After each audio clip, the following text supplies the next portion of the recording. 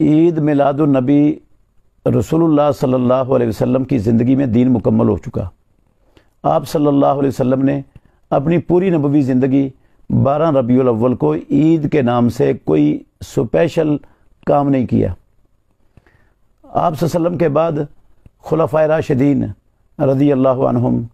انہوں نے 30 سالہ خلافت راشدہ کے دور میں ایسا کوئی عمل نہیں کیا، نہ اس دن کو عید قرار دیا، نہ اس دن جو آج کل ہمارے معاشرے میں جو کچھ بھی ہوتا ہے اس میں سے کچھ بھی انہوں نے نہیں کیا، بلکہ رسول مکرم صلی اللہ علیہ وسلم کے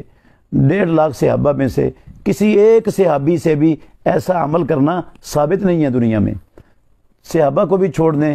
تو یہ ائمہ اربعہ، امام ابو حنیفہ رحمۃ اللہ علیہ، امام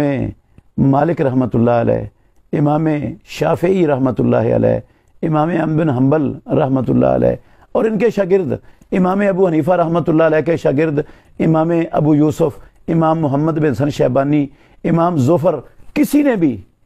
اس دن کو 12 ربیع الاول کو عید کا نام نہیں دیا۔ اور اس کی دلیل فقہ کی ساری کتابیں، چاروں ائمہ کی فقہ کی کتابیں، آپ ایک ایک لفظ کر کے ڈھونڈ لیں، کہیں اس عید کا نام و نشان بھی آپ کو نہیں ملے گا۔